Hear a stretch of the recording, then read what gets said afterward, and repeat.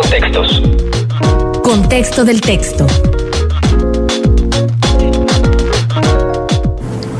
Son las 8 de la mañana con 46 minutos y tenemos este comentario a través de Facebook de Berta Alicia Reyes y dice: somos polvo de estrellas. Francisco Valdés Pérez Gasga, me encantó su colaboración de hoy en Contextos. Bueno, pues ahí está. Muchas gracias, Berta. Y le damos la bienvenida, como cada sábado, al maestro Antonio Álvarez Mesta. Toño, buenos días. Como cada sábado digo lo mismo, siempre es un placer estar con ustedes. Somos polvo de estrellas, y esa es una frase que suscriben eminentes científicos recientes. En uno de ellos, mi admiradísimo, que constantemente menciono aquí, Carl Sagan, en varios de sus libros insiste en aquello de que somos polvo de estrellas. Y ahora que Francisco mencionaba esa frase de que el universo, somos el universo que toma conciencia de sí mismo, hay que irnos a las fuentes de dicho acerto, de dicha afirmación. Es Hegel, filósofo panteísta, filósofo panlogista. Explico: la palabra panteísta es aquel que considera que el universo y Dios son una y la misma cosa. El universo es Dios. Todo el universo es Dios. Pero pan no es todo ya habíamos visto la etimología de panteón. En ese sentido, en la antropología se utiliza el conjunto de todos los dioses de una etnia, de un grupo humano, de un pueblo, de una cultura, es el panteón. Tenemos el panteón azteca y todas las deidades mexicas forman parte de ese panteón. Y habíamos visto también el origen de esa palabra, mi querido Juan. Se erigían estatuas de santos, de ángeles, de la Virgen, del mismo Cristo, y para los paganos, llamando paganos aquí a los griegos y a los romanos, les recordaban las estatuas de sus templos. He ahí los dioses de los cristianos, he ahí su panteón. La palabra para panteón, con el paso del tiempo se convirtió en sinónimo de cementerio, cuya etimología es dormitorio. Se usaba mucho necrópolis, que es la ciudad de los muertos. Pero panteón, que ya en el habla coloquial le damos más el significado de cementerio, se sigue usando mucho en la antropología y en religión comparada para la totalidad de los dioses de una cultura. Pero volviendo al tema, panteísmo no viene de todos los dioses, sino de todo divino. Todo es divino. El universo entero, la naturaleza en sí, es Dios.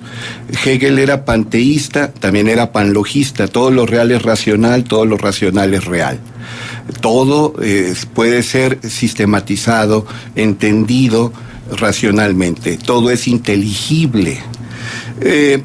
Hegel es quien más difundió esta afirmación, pero se basa en Baruch, un pulidor de cristales, eximio matemático, holandés, judío de origen, judío profesante. Me refiero no solamente a su ascendencia, a su linaje, sino también a sus creencias, pero luego fue expulsado de la sinagoga porque acabó suscribiendo un franco panteísmo.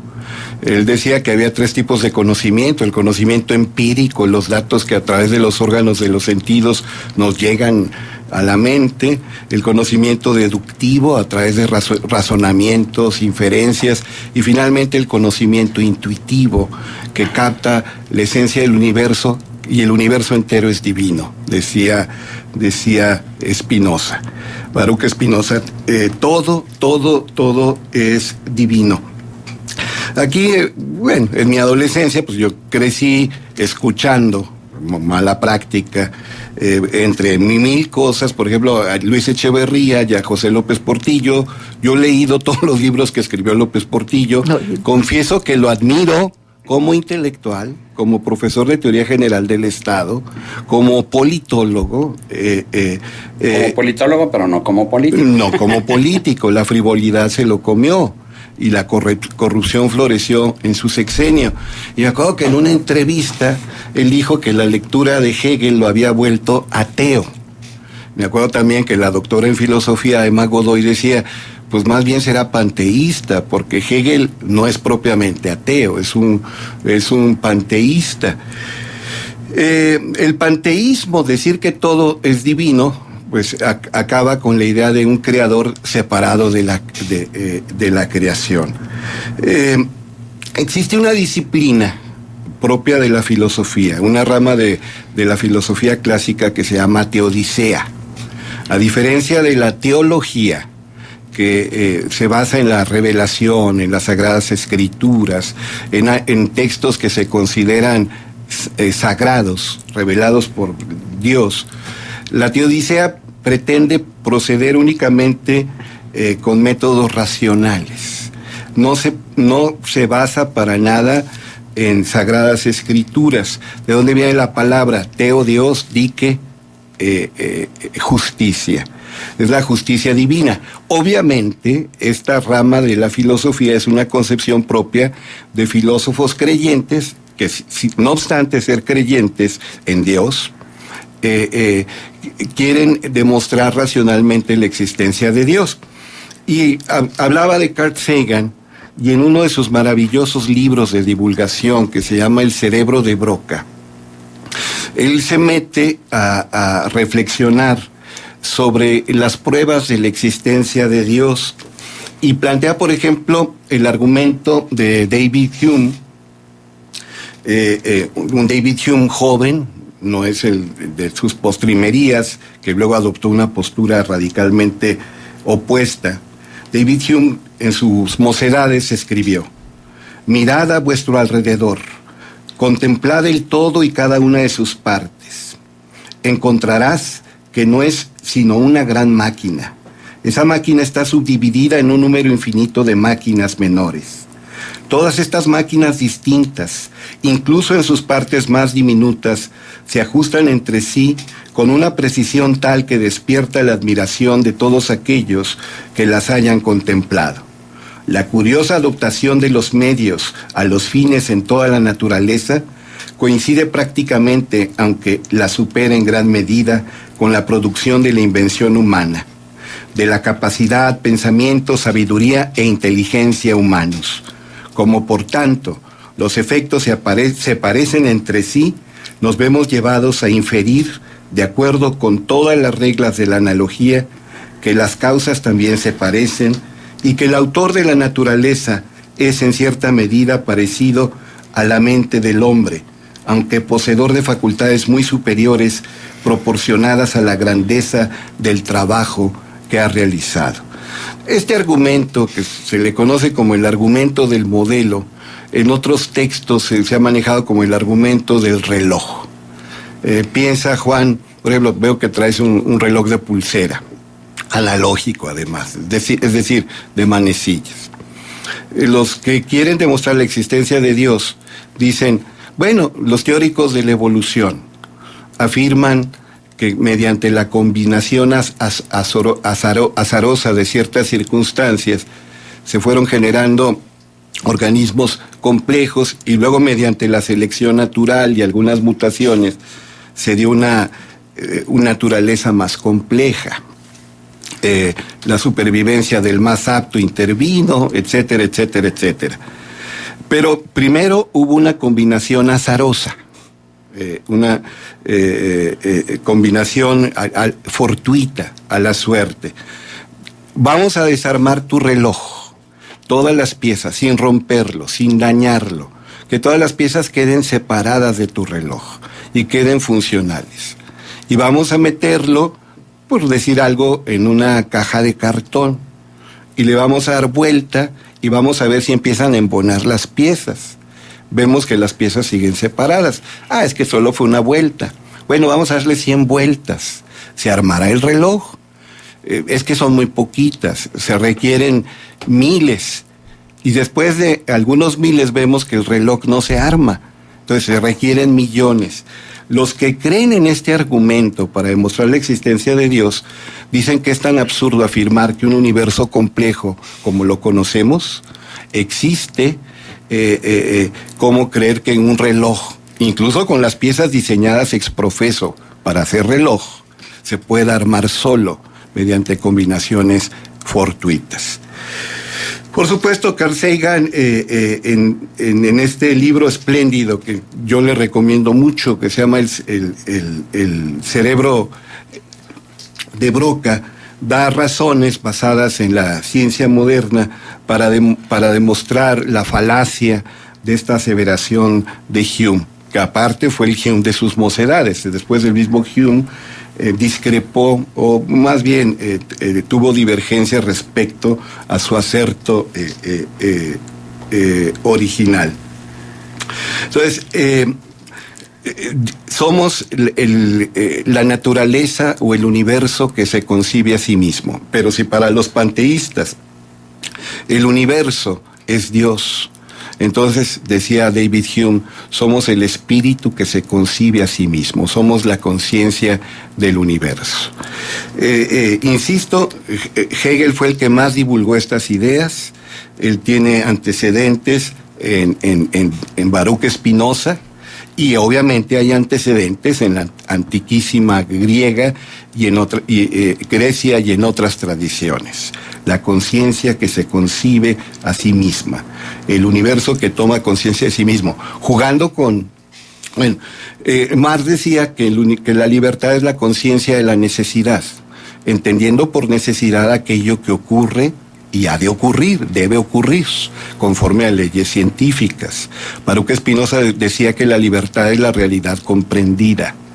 Hegel decía que la libertad es la conciencia de la realidad. Pero si esa conciencia se concibe a sí misma, el universo, Dios y la libertad, a final de cuentas, coinciden. Y al cobrar plena conciencia, dice Spinoza, viene la beatitud, viene la felicidad. Por cierto, Baruch en hebreo significa bendito. El Benito, por eso en algunas versiones lo vemos como Benito. Entonces, el bendito, el que goza de la beatitud. Bien, ahora, dijiste una palabra así que me brincó un poquito. Estabas leyendo textualmente. No sé si es correcto o así se utilizaba esa palabra. Si del verbo optar, el sustantivo es opción, del verbo adoptar, el sustantivo es adopción. Sí. Es que dijiste adoptación. Sí, la leí tal cual. Tienes toda la razón del mundo. Ahora, por la diacronía de la lengua, esas inferencias lógicas, por ejemplo, la que tú estás haciendo, si de adoptar es adopción, yo he dicho, hablando de la evolución, de devolver es devolución, y de evolver es evolución. Y sin embargo creamos el espantoso verbo evolucionar, como hemos creado muchos otros. El verbo original era evolver, sin D de dedo, empieza con evolver, de ahí viene evolución. Pero así es la diacronía, es decir, los cambios del lenguaje. Uh-huh. Bien, ahora dije que íbamos a comentar un poco en tu sección lo que estábamos comentando antes de que iniciara el programa, y esto de la moda que inició Vicente Fox de los mexicanos y las mexicanas creemos en la democracia y el democracio, o sea, el género de utilizar los dos géneros. Francisco decía que era una regla machista, porque se dice, bueno, es que si dices los hombres, en un contexto se entiende que es toda la humanidad. Si dices los mexicanos, conlleva que son también las mexicanas. ¿Sí existe esa regla o no existe? A ver, la gramática, nos guste o no nos guste, es androcrática. Fíjate bien, androcrática. Sí. La perspectiva andrológica debe ser desterrada y quedarnos con la antropológica. Cada vez que se pueda usar una palabra más incluyente, es conveniente. Por ejemplo, a mí me gusta más usar ser humano que hombre. Uh-huh. Para incluir a la mujer. Sí. Sin embargo, no me sale urticaria, ni grito, ni agredo a nadie porque alguien emplea el término hombre, antropos, uh-huh, para referirse al ser humano, en griego existe andro para referirse al varón con V, al macho de la especie. Pérez Reverte dice que hemos llegado a excesos con esto manejo de la perspectiva de género y que hay gente muy agresiva que está pronta a demandar, incluso a injuriar a quien coloquialmente deje de usar, así sea por un momento, el lenguaje incluyente. A mí sí me parece un exceso de estar diciendo mexicanos y mexicanas, chiquillos y chiquillas, etcétera. Me acuerdo de un teórico de la arquitectura, Mies van der Rohe, que decía menos es más. Y la sobriedad, la austeridad en la expresión artística, lingüística, es un valor. Sí, bueno, breve, mejor. Eso lo dijo Baltasar Gracián. Lo bueno si breve, 2 veces bueno. Sé breve y agradarás. Si te alargas, fastidiarás. Lo dijo Baltasar Gracián, el autor del Criticón, que por cierto fue jesuita. Pero hay foros, ¿no? Sí, hay momentos, ya hay lugares donde sí. probablemente por la sensibilidad de quienes te están acompañando fuera bueno tener este lenguaje, como dicen, incluyente, lenguaje Claro. de género, pero tampoco con este fanatismo de que si no lo haces entonces no estás considerando la diferencia entre hombres y mujeres. No se puede ser más papista que el Papa. Sí, Pérez Reverte platica que en España ha habido mucha gente que ha sido llamada ante la justicia a rendir cuentas porque en un programa de radio como el de ustedes, de repente se olvida alguien del lenguaje incluyente y entonces hay multas, hay incluso sanciones mayores en caso de la recurrencia de la falta. O sea, se crispan los ánimos. Pero esto no será también una muestra o un ejemplo de la polarización que existe en este momento entre nosotros como seres humanos. O sea, estamos bien divididos. Sí, es un hecho. ¿Verdad? Muy bien, Antonio Álvarez Mesta, un punto de contacto. Antonio Álvarez Mesta @hotmail.com. Gracias.